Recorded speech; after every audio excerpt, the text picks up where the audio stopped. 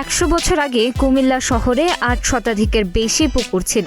বর্তমানে সেই সংখ্যা নেমে এসেছে মাত্র 100-র কাছাকাছি। গত 2 দশকেই ভরাট হয়েছে অন্তত 200-টির বেশি পুকুর। সম্প্রতি কুমিল্লা কেন্দ্রীয় কারাগারের ভেতরের শতবর্ষী 2টি পুকুর ও চিড়িয়াখানার সামনের বিল ভরাটের ঘটনাও উদ্বেগ বাড়িয়েছে।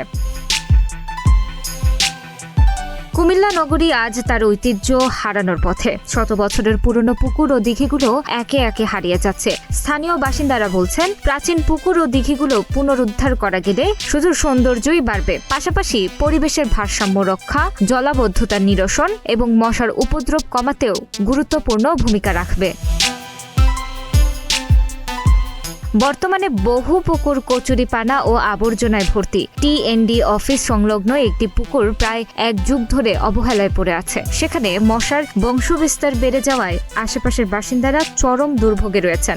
একই চিত্র দেখা গেছে ডিসি পুকুর ও লাউ দিঘিতে।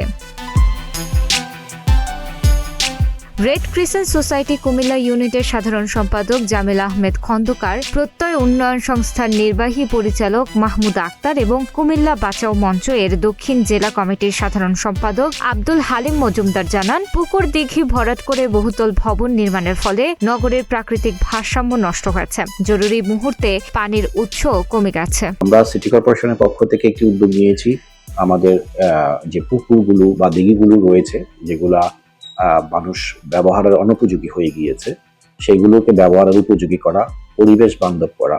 যে পরিবেশ নষ্ট হচ্ছে, আপনি জানেন যে বিভিন্ন ধরনের ময়লা আবর্জনার মধ্য দিয়ে পুকুরগুলো যখন মানুষ ব্যবহারের অনুপযোগী হয়ে গিয়েছে, সেই পুকুরগুলোকে যদি আমরা পরিষ্কার করি, তাহলে এখান থেকে আবার মশার উৎপত্তিও হচ্ছে। তো আমরা পরিবেশটাও আমাদের ঠিক রইল এবং মশার উপদ্রব আমরা কমাইতে পারলাম। পাশাপাশি আমাদের পরিবেশ, আমরা একটি সুন্দর পরিবেশ আমাদের হলো, পরিবেশের জন্য এটা উপযোগী, ব্যবহারের জন্য উপযোগী করলাম।